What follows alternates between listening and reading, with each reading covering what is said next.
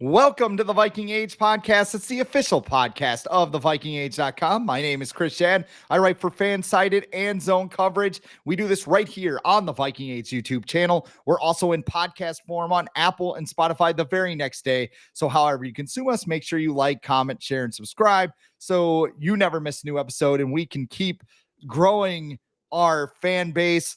Today's show, you see him on the right-hand side of the screen. Special guest from Matthew Berry's Fantasy Life. You've heard him on Score North for Thor's Day, and his name is Thor Nystrom. What's going on, Thor? How you doing, Chris? Good to be here. Yeah, it's awesome to have you back on the show. And, I think the goal of this episode, I want to talk about the Vikings from a fantasy perspective.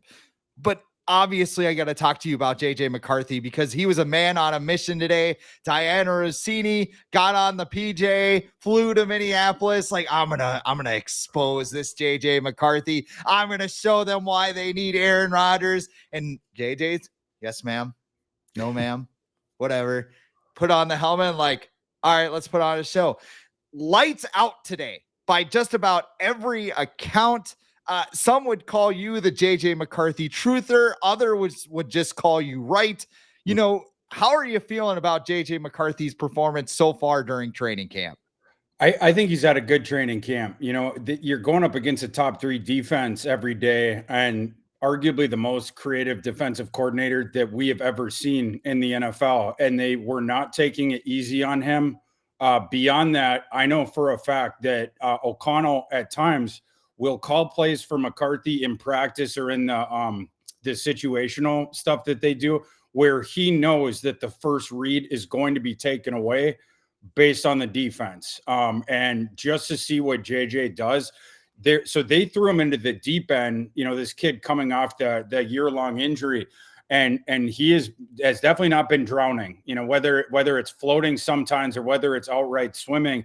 And then I thought it was pretty neat today when, they've ramped up the practices with the Patriots now, and you're in these quasi game conditions now. And this is going to be the last time that JJ is going to be in those until what is that? The second Monday night of September when the Vikings open in Soldier Field against Chicago, because he's not playing in the next 2 preseason games. But you get this one shot, in these sort of game situations. And Rossini flew in, for this or whatever, and he was lighting it up today. It was just one dime after another, one touchdown after another. And, this was one of his best practices of the summer by all accounts. But you don't overreact to the good ones. You don't overreact to the bad ones. This is just a good player, though. This is a really, really promising top 10, overall pick that I believe he should have gone higher. As you know, he was number 3 on my draft board overall in that class. But yeah, we're pretty bullish based on what we've seen so far, McCarthy, and it was cool to see him deal today. Now we've heard kind of some ups and downs for McCarthy, and you would expect that from any young quarterback. Do you think that the Vikings will have to, I don't want to say training wheels, because I just got done watching JT O'Sullivan's quarterback school on McCarthy, and he said, he made a lot of good throws, some good decisions, maybe 1 or 2 he'd like to have back, but pretty good for a first series. Do you think the Vikings are going to have to run the ball more at the beginning of the season, or is this a quarterback you think Kevin O'Connell's just going to be like, this is your moment, go ahead? Well, I think they will run more because that's what O'Connell has wanted to get his offense to, since he came here. I think that has as much or more to do with fixing the interior offensive line, which was beyond problematic, during the O'Connell era up until now. And you've gone from one of the worst of those now to one of the best, importing all 3 new starters, your first round pick, and then 2 high money free agent acquisitions, both from the Colts. But you did that. And then Jordan Mason. Right. And then, so now you have 2 legitimate starting NFL running backs there. And then the other thing is McCarthy's legs themselves. McCarthy, of one of the main aspects of his game that people misunderstood, you have to put arm strength there at the top, because the arm strength that McCarthy has, it jumps off the film. So I could always tell real quick that if someone talking on JJ McCarthy had actually ever watched him play or not, whether they said he had a weak arm That's a dog whistle for I have never watched JJ McCarthy play football before. The other one was poo-pooing him as an athlete. He's an insane athlete. He runs high 4.4s 40. He had the 6th fastest 3 cone at the NFL Combine 2024, irregardless of position. And he's impossible to pen in the pocket. It's why he's such a good scrambler. And then he keeps, of course, the mechanics with him and keeps his eyes downfield when he's on the move. Tremendous thrower on the run as well. Barely lost any accuracy, whether he's on the move or stationary in college. But back to your original question, there will be more running because that's part of the prerogative with O'Connell. But McCarthy's going to be comfortable with that, and he's going to contribute to that as well with his legs. I think the thing that I like about McCarthy so far, it's almost like a confidence, or even just like, I think TJ Hawkinson called it the other day, a championship mentality, where it just feels like, some quarterbacks, they come in and they don't have the intangibles. Like some people might look at Shedeur Sanders and be, oh, he's too brash or whatever, kind of, full. McCarthy seems kind of humble. He seems like a guy who's very willing to get people to follow him, which the Vikings haven't exactly had in recent years. I just like the fact that, you tweeted a story about him at Michigan where he always wears eye black, except for when he plays Ohio State. And one of his coaches was like, hey, why don't you wear eye black? And he's like, I want Ryan Day to see my face when I kick his ass, because Ryan Day revoked a scholarship or something crazy like that. Like, I just love the stories about McCarthy. And I think as a fan, that's what gets me fired up about going into this season. Yeah, at this point, I've talked to more people around a prospect with McCarthy than any other prospect I've ever evaluated. It's always fun to talk to, whether it's his former teammates, whether it's his former coaches, whether it's people in his family, whether it's his private quarterback coach. And I got that anecdote from Greg Holcomb, who's been JJ McCarthy's private quarterback coach since the 7th grade. Greg Holcomb, based out of Chicago. But Greg had some fascinating stories about JJ, but that's one. I've heard most of JJ McCarthy anecdotes. That one I had never heard before, and I actually, in the moment, I didn't really. It sounded like an apocryphal story, or like I'm not saying that I didn't believe Greg in the moment, but like it was like that can't be right. And Greg told me, he said, Google it. So I Googled the images of JJ McCarthy in other games, and then the Ohio State games. Everyone out there, go ahead and Google it. True story. He did not wear eye black for the Ohio State games, and it's hard to find him. The only other time that it was night games. That there was, some of the night games he wouldn't wear it, but of all the day games, he wore eye black every single day game except for the Ohio State games. And it just speaks to, the competitive integrity that he has. It's a dog. That kid's a dog. Yeah, all he wants to do is win. All he's done is win to this point. But, it's not like there's some people that have that where they're sort of grading or they're known as assholes. I mean, like Michael Jordan's a great example of this. Like if anyone out there watched The Last Dance, when Michael Jordan was saying like some of my teammates did not like me. JJ McCarthy has the same kind of a deal, except all of his teammates love him. Right. It's more of a leading by example. It's a growth mindset. There's an enthusiasm every day. It's a guy that you want to go to the building and work with. Right. There's just a joy there as far as that goes. But when he gets on the field, it's a different thing. This is a guy in practices. You see some of the folks out there that are out there practices every day. You'll see them tweet out almost after every practice. JJ McCarthy was the last guy out here signing autographs for everyone. Even the days where it's been crazy humid here, McCarthy stays in, he signs. But go and watch his walkout for the first preseason game. It's just a walkout. It's just a preseason game, right? And the Vikings, they have to walk by all the fans because the way that they constructed the stadium, they have fans on both sides. Where when you're walking through the tunnel, you walk by all of them. McCarthy was locked in. And he was only going to be playing the one series against the Texans, but it was eyes straight ahead. And that was a cyborg, like walking onto the field of battle. All the fans around, I mean, everyone's screaming and again, he's so kind and generous when it's not about time to be between the lines, but when it's time for business, that guy is locked in and ready to go. So I've been having a conversation with a friend of mine, and we were talking about Kirk Cousins and JJ McCarthy, and he doesn't believe in McCarthy, but he loved Kirk and whatever. And I said, you know what? I think JJ McCarthy is going to hit the Kirk Cousins line, 4,000 yards, 30 touchdowns. And if we're talking about that, if we translate that to fantasy football, I think he's a good QB2 if you're in a superplex league or one of those guys you take late in the draft where you go, okay, I just want to have a quarterback on my bench. I'm going to have him back up whoever my QB1 is. Like, how are you feeling about JJ McCarthy from a fantasy football standpoint?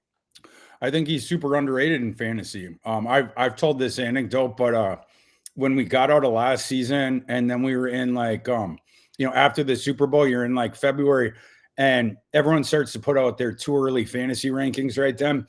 I texted a coworker because McCarthy at that time was rated in fantasy like in the mid 20s, like mid to late 20s. And I was like hitting the alarm. It's like, dude, you got to get ahead of this. You have to push him up. Like it is way too, too light. You've seen the industry now start to come around to it. JJ keeps rising in the ADPs. He was late teens a couple weeks ago. That might be now to the mid teens. It's mid to late teens, in the ADP. But in my opinion, he should be somewhere around the 12th quarterback taken. To me, in a 12-team league, and I realize the rest of the world doesn't see it this way. I don't care. I think he's a low-end QB1 in 12-team leagues. You don't have to draft him like that. Fortunately, you get a huge discount, but I think qualitatively, the end of the season, that he's going to be finishing somewhere around there, 9, 10, 11, 12 is kind of where I would peg it. You have the thing of Kevin O'Connell has never not had a 4,000-yard passer, while he's been calling plays anywhere. And some of these seasons with the Vikings, remember the season a couple years ago with the injuries and Josh Dobbs and Nick Mullins and all this nonsense, they still threw for over 4,000 yards. And this is the best that the supporting cast has ever been on that team. Right. You had the pass catchers the past couple of years. Now they fixed the offensive line and you have the legitimate RB2, the legitimate complement for Aaron Jones. I think right around 4,000 is where I would peg him. JJ's the over under on his passing at sportsbooks like 36-25, something like that. I think he's gonna hop over that. I think it was 24.5 touchdowns. I'd also be on the over on that. And then the other thing with McCarthy, it's the running. Like I was mentioning before, I tweeted this out the night of the night practice. It was a supposition of mine that was confirmed watching that night practice. But that, I thought they're going to use his legs around the goal line a whole bunch. The Vikings were one of the better teams, between the 20s in terms of offense last season. Inside the 10, they were not a good offense. It was one of the NFL's worst. They couldn't run. Part of that was the interior offensive line. Part of it is Aaron Jones is not a great grinded out short yardage back. Another part of it is Sam Darnold is lead footed and no one's afraid of him pulling the ball and running. And now you fixed all three of those things. They will use McCarthy's legs quite a bit around the goal line. The practice that I was there for, they were doing a lot of bootleg concepts. You're going to see a lot of that. Get ready for it. When they're inside the 10-yard line, it's going to be McCarthy going to be back at shotgun, Jordan Mason going to be next to him, and there's going to be misdirection stuff. There's going to be play action where McCarthy goes around the side and boots him. They did that multiple times in the snaps that I saw, around the goal line there. But expect him to get involved with the legs. They're not going to throw quite as much by the volume as they did last year, but I think they're going to have just as many scoring opportunities, maybe even more. And McCarthy with his legs is going to make up for some of that value. We've talked a lot about the ground game. So when we talk about McCarthy's supporting cast, I'll just start there. One of my bold predictions for this season is I think Jordan Mason's getting 10 rushing touchdowns. He's a beast after contact. I think he had more yards after contact than Jonathan Taylor last season, which is insane because top 3 in the NFL. Yeah. Jonathan Taylor had about 400 carries or whatever it was. Only two guys that had more were Henry and Achane last year. Totally different kinds of backs, but those were the two guys that had the more yards, and Mason was third. So when you talk about Mason, between him and Jones in a fantasy draft, which is kind of what we're centering this around, who are you taking first and who do you think has the better performance this year? I think it's crazy, and I've thought it's crazy that Jones is going way, way higher than Mason in drafts, and it's starting to get a little bit more narrow, but it's still not even close to the truth. Those guys should be getting taken right next to each other. And honestly, I would probably take Jordan Mason a little bit ahead of Aaron Jones. Again, it's not something that you have to do because of, you know, the ADPs and the way that people draft. You're not going to have to jump the line for Mason like that. But he's a guy that I'm happy to take a round or two ahead of his Mason is ADP because I want him on my team. I don't want Jones anywhere near what he is going for. I think that the value, the evaluation there on Jones has been inflated this year, sort of a nod back to last year. It's not going to be the same usage. He's not going to get as many touches, and they don't trust him around the goal line anymore. Right. I mean, Jones is going to get his yards, you know, as far as rushing. He's going to do a lot of the outside the tackle stuff. He's still going to be on the field for all the passing downs. PPR leagues, he's going to have a bit more value. Although I will say McCarthy didn't throw to running backs a ton at Michigan. We'll find out if he does in the NFL, but McCarthy loves throwing to the tight end the most. We'll get into that in a little bit here, but you didn't see him throw as much to the running back. But whole point being, Mason is being way undervalued, and I think Aaron Jones is overvalued in fantasy drafts. This is going to be a very elementary scouting take, but Jeremiah Love, the running back from Notre Dame, I would love to see him in purple next year. I know he'll probably be kind of out of the Vikings range if all goes well, but that's a guy I really like going into next year.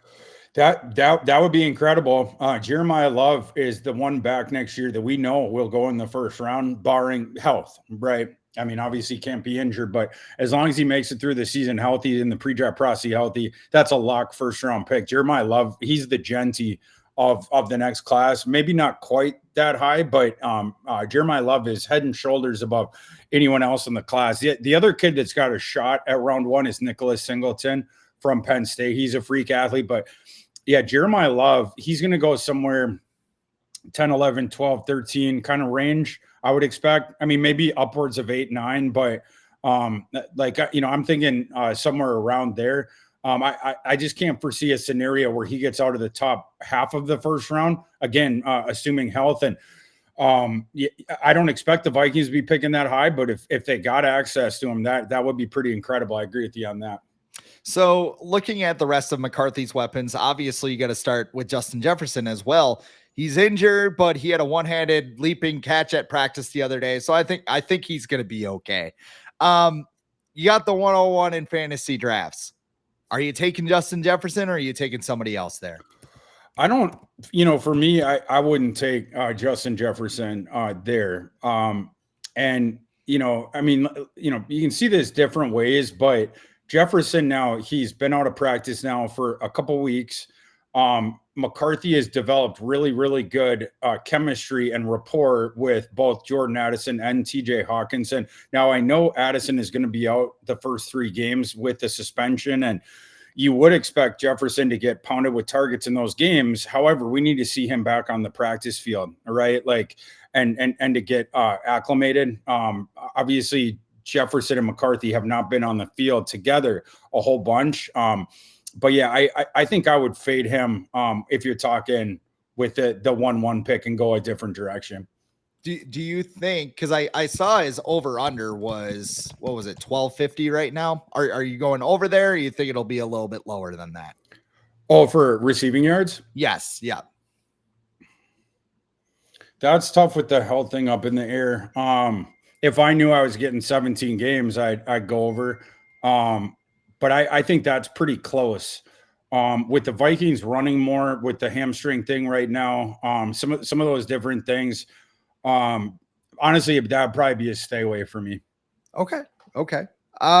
Jordan Addison, that's the other wild card here. Like we said, suspended 3 games. He's looked great with JJ McCarthy, and it's kind of a bummer that that suspension happened, but we all kind of counted on it. How early are you pulling the trigger on Jordan Addison? This is a really hard one with Addison because the chemistry between Addison and McCarthy is very real. Addison, he's such a slippery route runner. And also you can trust that he will it's not just the mechanics of route running. It's also that you can trust him to get to the spot the exact millisecond that you need him to, and that you're going to get a clean cut in your route break. It's a guy that anticipatory passers like working with for those reasons, right? Within the timing of the concept, he will be where he says he's going to be on time, right? And you've seen the stuff with him and McCarthy bulleting that ball in before Addison even does his route break. He does it right where he's supposed to. He's around and the ball's right there for him when he turns. But then you have the 3-game suspension, and how's that going to work? I see in some of the ADPs, he's around the consensus stuff, like wide receiver 35, 36, somewhere in there. I would be a little bit more aggressive with him, I think, but I also trust myself to draft backup wide receivers and guys that would have good matchups the first 3 games, because you're obviously going to have to protect yourself in those first 3 games. But personal rankings, I probably have Addison more like 28, 29. We're sort of splitting hairs. You can't be too aggressive with it because you're missing those first 3 games, but you're going to get the last 14. And again, I love the chemistry that he's developing with JJ. So I think it's a little light, but it's not egregiously off like I believe that Jordan Mason is. Now, do you think the other group of receivers, you got Jalen Naylor, who actually jammed his hand today. We don't know what his status is right now. You got Ty Felton, who seems like a year away from being a year away. I'm having trouble naming names off the top of my head. Is there any other Viking receiver that you're taking a flyer on in Addison's absence? With regards to Speedy Naylor, I had higher hopes coming in to camp. Speedy Naylor, it was he's in the best shape of his life and all this different nonsense. He has had a horrible camp. And today with the jammed hand, his hands have been terrible throughout camp. I'm getting texts every day from people calling him stone hands Naylor. It has been a forgettable training camp for Jalen Naylor, and he had everything in front of him. You had the opportunity to start the first 3 games, and you're the wide receiver 3 of the offense. Vikings play more 12 personnel, but of course the wide receiver 3 is going to get on the field even for a 12 personnel offense. I don't know now. The step forward that we were expecting from Speedy Naylor, being the contract year, being the opportunity set forth for him, I don't know if you can trust him to that degree. I'm curious if the Vikings will go out and kick the tires on acquiring a different receiver. There's a couple of interesting ones that are still street free agents. You could also explore a trade, but yeah, I don't. You would have to trust Speedy Naylor the most of the other receivers on the roster just because of precedent in the past, but still don't trust him a lot. Like I said, as far as Felton, I think you can get situational usage out of Felton this year by manufacturing his touches. I think that's it. You can run some plays for him, like, this stuff where you send misdirection stuff. Basically, you send the receivers on the one side to the other side of the field, clear it out, and then have Felton underneath, dragging his guy into the open part of the field and try to get him that ball 5 yards past the line of scrimmage, hit him on the hands. Felton is really good after the catch, and he's got world-class athleticism. It's just right now he's thin as a rail. He lacks play strength. His release package isn't great, so I'm concerned about him consistently getting off the line till he gets stronger or until his release package improves. And his hands aren't bad, but because of the play strength thing, when he gets jostled at the catch point and they don't throw the flag, it's like it zaps him, and that's where you see the dropsies pop up. People said, that was a talking point with his evaluation, but the context wasn't baked in there. The times when he's open or the times he manufactures his touch, where it's a non-contested situation, generally his hands are reliable, Ty Felton, but that quirk of his is what makes me wonder about any downfield utility with him, or even, the routes down the field, period.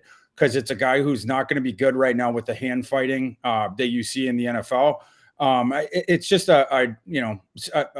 got to polish that a bit more before it becomes a fully fledged receiver. But I think you can get the situational usage out of him this year. Now, I wrote a little bit about TJ Hawkinson at zone coverage for my article that's going to drop.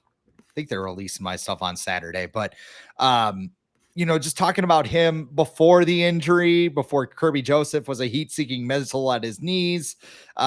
He comes back. He doesn't really look the same. How confident are you with TJ Hawkinson? Because I saw your tweet today reminding everybody that his over-under is set at 3.5 receiving touchdowns, which that's a hammer, I think. I'm crazy bullish on TJ Hawkinson this year. I think I believe TJ Hawkinson will finish as a top 3 fantasy tight end, and I think he's got a puncher's chance at TE1, which is well higher than other people rank him. I would check out the consensus, see where.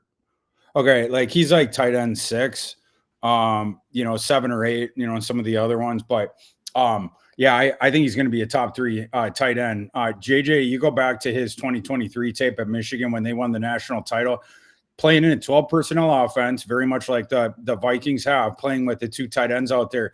JJ's top target was Colson Loveland, and he looked for him all the time. Colson Loveland and TJ Hawkinson have a lot of similarities as far as the big slot tight end with the huge catch radius, very smooth, and really good at pinning people behind their backs. So, I mean, TJ Hawkinson, McCarthy's going to use him to paper cut defenses over and over again over the intermediate. JJ was the best 10 to 19 yard down the field between the hashes thrower that we had in college football in 2023. Hawkinson eats in that zone, and that's a part of the offense that unfortunately had to get cut down last season. It's a central tenet of Kevin O'Connell's aerial philosophy is attacking the intermediate sector, but Sam Darnold is better down the field than he is on those intermediate timing concepts, always has been. So they had to take some of that stuff out of the playbook and then go down the field a little bit more. And you had more of the boom or bust type thing. You got more of the explosive type things, but less of the longer drives and stuff like that. That stuff is coming back into the playbook this year.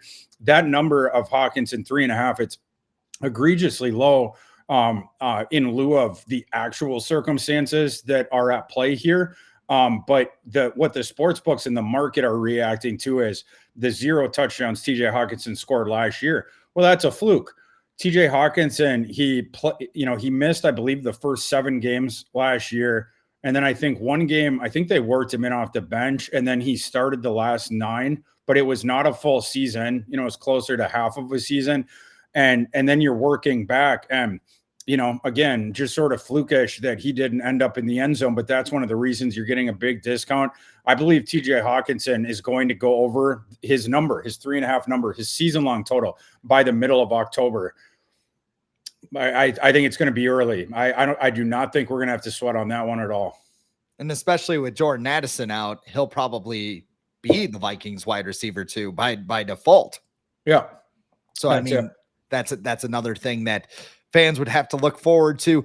All right. So we got the fantasy football stuff out of the way. We got a little bit of time here. I want to ask you before you go, what's your boldest prediction for the 2025 Minnesota Vikings? Well, I think they're going to play in the Super Bowl. I suppose that would maybe be it. Nobody says that out loud, Thor. Come on. Well, I'm happy to say it.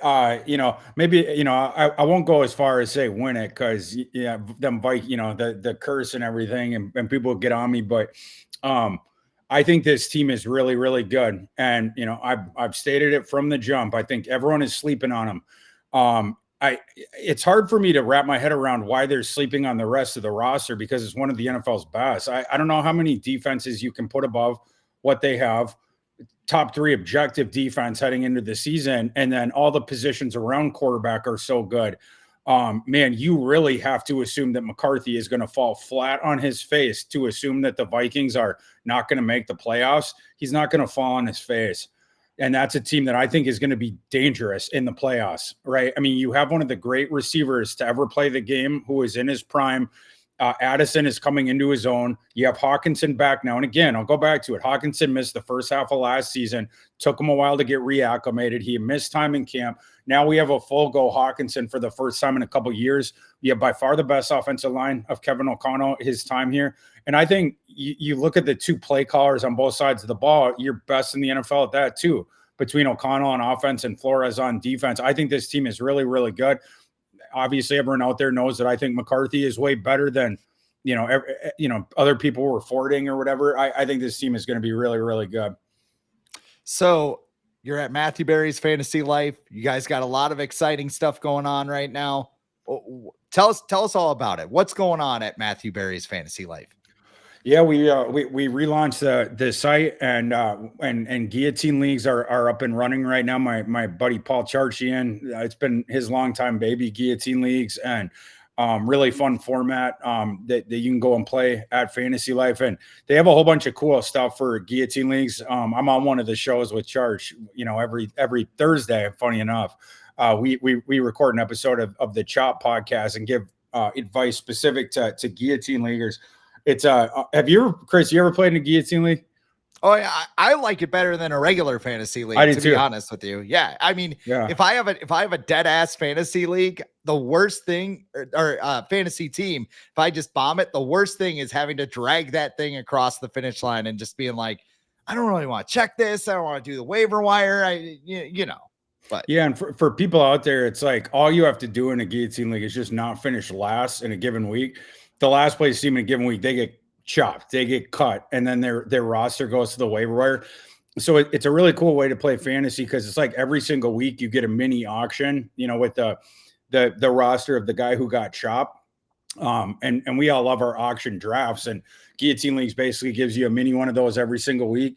But I agree with you, Chris. Like when I have a crappy fantasy team, like the idea of getting cut early. Like I actually like that, and like in the leagues where you have the crappy team, it's like, all right, you can move on with this season. So I enjoy that aspect of it as well. I toss out a couple of guillotine leagues, and I've actually, and the other part is too, I usually do pretty well because, like you said, you don't have to think of, oh, I need to beat this guy because he's got so and so. It's like I just have to beat the last team. So like. It goes through most of the season. And then, when you're really at the end, it's like those auctions are just absolutely loaded with top tier talent. And that's what makes it fun. That's right. Yeah. It gets really interesting, the strategy of it. Like first couple of years I played, I sucked at them, just to be honest, because I didn't really get this, this strategy, or I hadn't honed in on my own one. But the mistake I was making was like, you get some of these chopped rosters, week 1, 2, 3, 4, and you'll see like good players that, that go out there and blowing your load with the bidding on those guys too early in the season. And then down the stretch, when more and more of these Colossus rosters are getting cut, all of a sudden I didn't have any budget. So one big modulation of my strategy with guillotine leagues is not being as aggressive bidding in the initial weeks and trying to keep more of a war chest. And then trying to, the other thing is with my draft strategy, I am more prioritizing those players' first months, right? Because I believe on the waiver wire after that, right, that I'm going to be able to augment my roster like that. So I don't think of the roster that I'm drafting as my season-long roster. I want to make sure that for the first 4 or 5 games, those are the matchups I'm looking at. That's what I'm trying to leverage to get through.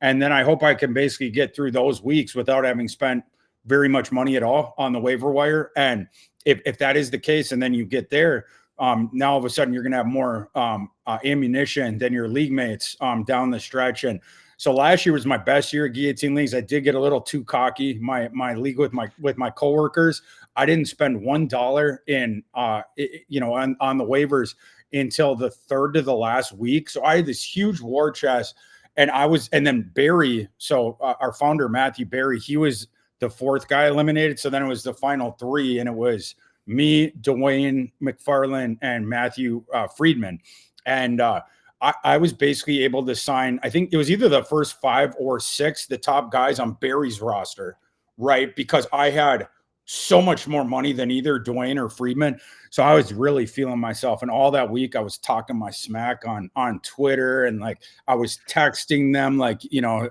T-minus 72 hours until you get, you get, chopped off or whatever. I got smoked that week. I had this super roster. I was like a super villain. It changed me, and then all of a sudden I just got hammered. Like my guys didn't show up that week. I seriously lost that week by like 35 points. Like both those guys just lapped me going into the Monday game. It wasn't even a sweat. And then they were just mocking me. Then I had to go on a show with them the next week where the production, they ambushed me with this. They had put together a cut up of everything I had said on my other shows, talking my smack to Dwayne and Freeman. Then I just had to sit there while they played my words back to me and made me eat them. It was a tough time, but this time I'm coming back for those guys. I'm going to win the company league this year. Just sit there and take it. That's what you got. It's like the brooding storyline. You go to the off season, you think about it, and this year's the year. This year is the year. That's it. Sometimes you have to, it's like Diana Rossini watching JJ McCarthy today. You just had to sort of take it. You had to take your medicine. Maybe she'll go on and be like, yeah, this McCarthy guy, he looks really good. Yeah, we tried to tell you. I did my best. At least she got on the plane. That's the thing. She got on the plane. She's like, maybe I'm wrong about this. She went, and now maybe she knows. But Thor, thank you for coming on. Matthew Berry's Fantasy Life is the website. You can check out all the content over there and get yourself in a guillotine league. You can also check out zone coverage for my Vikings work, along with Twins and Minnesota Wild work. I also write for the FanSided RBN network to keep up with everything that's going on in the NFC North. So if you want to talk about Packer injuries, you can read about that at Dairyland Express.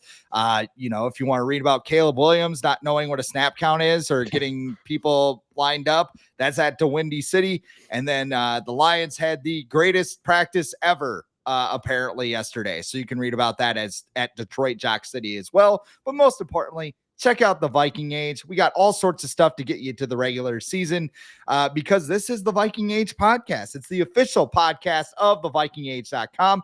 I am Chris Schad at The Real Chris Schad. He is my guest, Thor Nystrom, at ThorKU on your favorite social media program.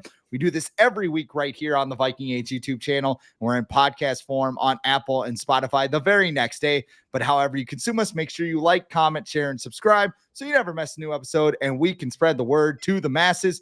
For Thor Nystrom, I am Chris Schad. 4 letters, 1 word, Skull.